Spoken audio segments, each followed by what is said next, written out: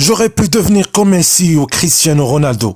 En 2010, Wesley Sneijder est monté sur le toit du monde au point de prétendre au Ballon d'Or. Sauf qu'au fur et à mesure du temps, il est devenu l'ombre de lui-même, terminant sa carrière au Qatar dans des conditions surréalistes. Mais qu'est-il arrivé à Wesley Sneijder? Sneijder n'a que 17 ans lorsqu'il signe son premier contrat pro avec l'Ajax. Le gamin est tellement fort qu'il attire vite le regard des meilleurs clubs du monde. Logiquement, le club le plus riche du monde se pointe pour s'offrir ce diamant brut. En 2007, le sniper débarque en Espagne au Real Madrid pour 26 millions d'euros. Dès ses débuts, Sneijder enchaîne les prouesses, technique, vision de jeu, coup franc incroyable. L'année suivante, elle remporte même la Liga.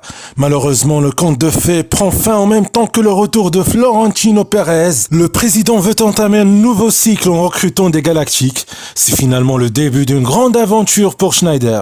Transféré à l'Inter, il va rencontrer la personne qui va le faire basculer dans une autre dimension, José Mourinho. Amoureux du joueur, Mourinho lui confie les clés de son équipe. Quelle idée incroyable! Sneijder détruit tout sur son passage et contribue largement au triplé historique de l'Inter en 2010. Il réalise même la vidéo la plus stylée de l'histoire du foot. Sneijder mène aussi les Pays-Bas en finale de la Coupe du Monde mais échoue en prolongation. Au passage, Sneijder se fera voler son ballon d'or par Lionel Messi cette année-là. Malheureusement, le système de vote venait de changer et permettait aux joueurs de voter. Les gens me disent souvent que j'aurais dû gagner le ballon d'or en 2010. Mais je leur répète que gagner la Ligue des Champions était plus agréable qu'un trophée individuel. Bien sûr, cela aurait été la cerise sur le gâteau, mais le fait que les gens me disent que j'aurais dû le gagner suffit à ma satisfaction. Autre satisfaction, le Real Madrid qui vient d'engager Mourinho lui demande de revenir. Par respect pour l'Inter et pour lui-même, le Néerlandais refuse. Le départ de Mourinho au Real Madrid est un vrai tournant. Son remplaçant Gasperini est un adepte du 3-4-3 et utilise Sneijder incroyablement mal. Et se fait virer au bout de quelques matchs. Son remplaçant Claudio Ranieri, lui, est un adepte de 4-4-2 et utilise Sneijder tout aussi mal. Les gars, vous le faites exprès ou quoi? Sneijder s'agace, perd sa motivation et commence à se laisser aller. Cigarettes, alcool, soirée avec George Clooney, Megan Fox, week-end à Ibiza. La totale. Sans surprise, son manque de sérieux entraîne des blessures et Wesley perd sa place de titulaire. Léo et Cristiano ont dû faire de nombreux sacrifices. J'aurais pu devenir comme eux. J'en avais tout simplement pas envie. J'ai apprécié ma vie, je prenais parfois un verre de vin au dîner. Mec, tu pouvais pas boire un peu plus d'eau? Sneijder signera Galatasaray en 2013 mais ne retrouvera jamais son niveau d'un temps.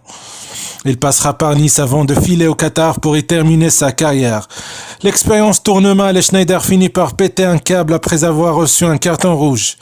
Je ne jouerai plus jamais un match au Qatar. En 2019, Sneijder prend sa retraite dans l'anonymat, alors qu'il aurait pu partir en légende. Cette triste fin ne lui laisse cependant aucun regret. J'ai apprécié ma carrière de footballeur sur et en dehors du terrain. J'ai remporté tous les trophées que je pouvais remporter en club. Donc je ne regrette rien du tout. Vous savez ce qu'il est devenu après avoir annoncé sa retraite? Eh ben, il a pris 15 kilos. Il profite de la vie. Il nous emmerde. Ce relâchement le résume parfaitement. Wes avait un talent incroyable, mais n'était pas prêt à faire d'énormes sacrifices. Mais même en travaillant moins que les autres, il aura réussi à nous procurer de grands frissons. Alors pour ça, merci mon pote. Ne ratez pas de suite, on vous donne quelques précisions sur les 3 indices. Le drapeau de l'Espagne représente le championnat où il s'est fait connaître de tous. La balance signifie qu'il a eu de sérieux ennuis avec la justice. Enfin, le drapeau turc représente sa nationalité.